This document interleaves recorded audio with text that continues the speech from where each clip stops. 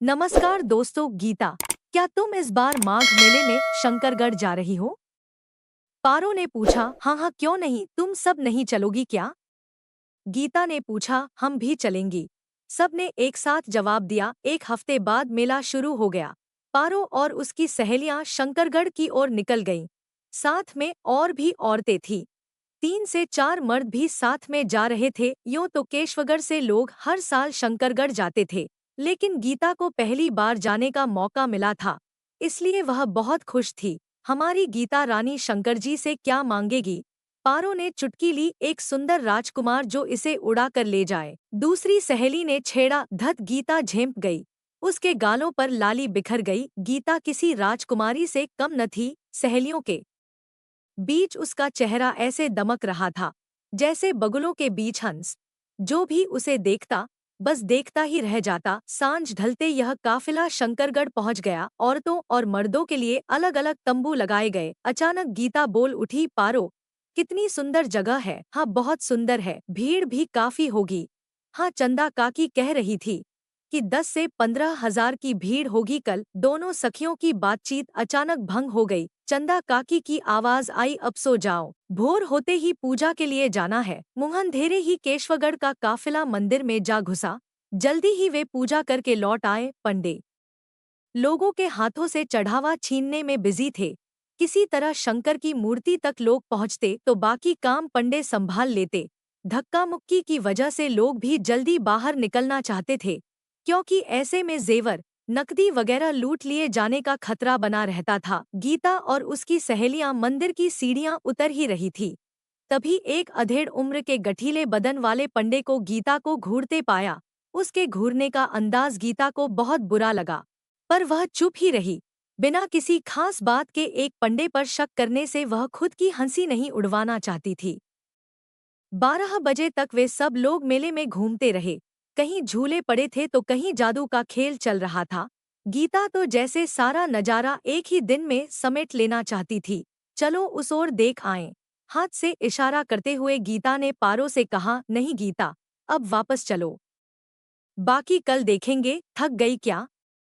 थोड़ा सा और देख लेते हैं। नहीं, अब एक कदम भी आगे नहीं बढ़ेंगे हम। गीता को बुझे दिल से लौटना पड़ा। वह तो बहुत कुछ देखना चाहती थी, पर अकेले जा नहीं सकती थी। प्रवचन क्या होता है काकी? तंबू में लौटकर गीता ने चंदा से पूछा। गीता के भोलेपन पर हंसती काकी समझाने लगी। बड़ी भोली है हमारी गीता बिटिया। प्रवचन में महात्मा लोग अच्छी अच्छी बातें बताते हैं, देवताओं के गुणों का बखान करते हैं, नेक चाल चलन और बर्ताव के बारे में बताते हैं। तब तो प्रवचन जरूर सुनना चाहिए। कहकर गीता हंस पड़ी। शाम को घंटे घड़ियालों की आवाज कानों में पड़ते ही लोग मंदिर में इकट्ठा होने लगे। जगह कम थी और भीड़ बहुत ज्यादा। आरती के वक्त 4 से 5 जवान साधु गीता के आसपास ही मंडरा रहे थे। गीता को कुछ अटपटा सा लगा, पर उसे किसी तरह का डर या परेशानी महसूस न हुई। आरती आधी से ज्यादा हो चुकी थी कि अचानक बिजली गुल हो गई। लोग धक्का मुक्की करने लगे। चारों ओर गहरा अंधेरा छा गया। अचानक गीता को लगा जैसे किसी ने उसकी बाह पकड़ ली। जब वह चीखना चाहती थी, पर किसी ने उसका मुंह दबा दिया। साथ ही कोई उसे एक और खींच कर ले गया। थोड़ी देर में बिजली आ गई। उजाला होते ही पारो की नजर सामने पड़ी। गीता को गायब पाया देख वह चीख पड़ी। तुरंत ही होहल्ला मच गया। केशवगढ़ वाले गीता को तलाशने लगे, पर हजारों की भीड़ में उसे तलाशना भी कम मुश्किल नहीं था। किसी ने कहा कि इधर ही कहीं होगी, तो किसी ने कहा कि तंबू में चली गई होगी। जितने लोग थे उतनी बातें कर रहे थे। चंदा काकी और पारो सबसे ज्यादा परेशान हो उठीं, क्योंकि गीता की जिम्मेदारी उन्हीं पर थी।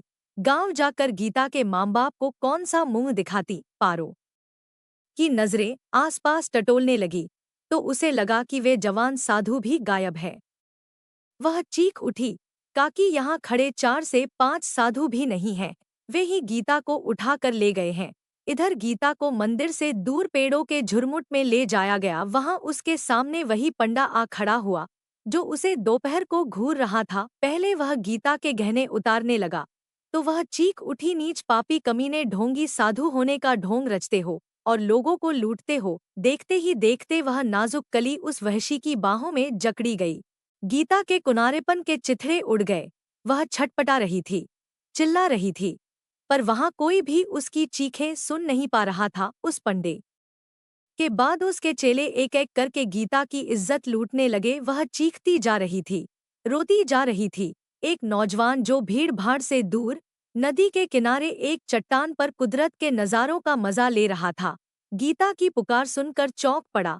वह फुर्ती के साथ उठा, लोगों को आवाज दी और दरिंदों से जा भिड़ा। अचानक हुए हमले से वे साधु बौखलाए और घबराए। नौजवान ने उन पर लातों घूंसों की बौछार कर दी। दूर से कई लोगों के इधर आने की आवाज भी सुनाई देने लगी थी, इसलिए घबराकर वे दरिंदे भागने लगे। लोगों ने पूरा जंगल छान मारा, पर उन साधुओं में से किसी को पकड़ा न जा सका।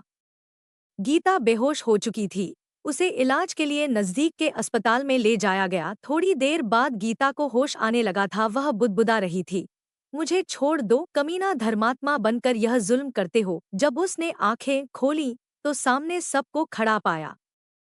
पास ही वह अमर नामक नौजवान भी खड़ा था। किसी से नजरें मिलाने की गीता की हिम्मत नहीं हो रही थी। वह फूट फूट कर रोने लगी। चंदा काकी ने कहा, गीता बेटी, मन छोटा मत कर, जो होना था हो चुका। देख, सभी प्रवचन सुनने जा रहे हैं, तू भी चल, मन कुछ शांत होगा। अचानक गीता गुस्से से फट पड़ी, दिल क्या खाक शांत होगा काकी, जहाँ साधु लूटते हों वहां जाकर क्या मिलेगा। असली सुखचैन और शांति तो दिल के अंदर होती है। ये मंदिर अपवित्र हो चुके हैं, इनकी पवित्रता खो चुकी है। अब ये लुटेरों के अड्डे बन गए हैं। बताओ, मुझे यहाँ आकर क्या मिला?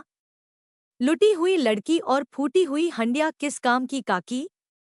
मुझे अकेला छोड़ दो, तुम सब जाओ। पर काकी जा न सकी। वे और पारो गीता के साथ रहीं। बाकी प्रवचन सुनने चली गईं। तंबू के अंदर बिस्तर पर लेटे-लेटे गीता सोचने लगी, अब जी कर क्या करूंगी? किसी और की कैसे बनूंगी? लुटी हुई इज्जत किसी के हवाले करने से बेहतर है अपने आप को ही खत्म कर लिया जाए। यह मैला जिस्म अब किस काम का? अमर को भीड़ भाड़ पसंद नहीं थी। धर्मस्थलों में फैली गंदगी की वजह से वह बेकार के कर्मकांडों में यकीन नहीं करता था। वह तो अपनी माँ के जिद पर आ गया था, पर यहाँ दिल न लगने की वजह से अकेले नदी किनारे जाकर किसी चट्टान पर बैठ जाता। सोचते सोचते गीता परेशान हो गई थी। उसके नाजुक दिल पर गहरी चोट लगी थी। वह अपने आप को संभाल न पाई। पारो पीछे से पुकारती रह गई। अमर ने पारो की आवाज सुनी तो उधर ही दौड़ पड़ा। गीता नदी में कूदने ही वाली थी कि अचानक अमर ने पीछे से उसे पकड़ लिया। उसे झकझोरते हुए अमर बोला, यह क्या कर रही हैं आप? आत्महत्या, इसके सिवा अब कोई रास्ता नहीं है। क्यों बचाया मुझे? मर जाने दिया होता। मरते तो डरपोक लोग हैं, मरने में क्या मिलेगा? जी कर ही क्या करूंगी मैं? कौन शरीफ आदमी अब मुझसे ब्याह करेगा? यह दुनिया तो अब मेरा जीना मुश्किल कर देगी। हिम्मत करनी होगी दुनिया से दो दो हाथ करने की। हथियार नहीं डालने हैं। अभी मैं तुम्हारे साथ हूँ, अमर ने गीता को संभालते हुए कहा। गीता अमर के एहसानों तले दबती चली गई। उसका सिर अपने आप अमर के चरणों में झुक गया। अमर ने उसे उठाकर अपने सीने से लगा लिया और कहा, असल में तुम्हारी कोई गलती नहीं है। उन भेड़ियों ने ही तुम्हें गंदा करना चाहा। भले ही तुम्हारे जिस्म को उन गंदे लोगों ने झकझोरा हो, पर तुम्हारा दिल तो साफ है। मैं तुमसे ब्याह करूंगा, आज से तुम मेरी हो। गीता को लगा जैसे उसे नई जिंदगी मिल गई, साथ ही अपने सपनों का राजकुमार भी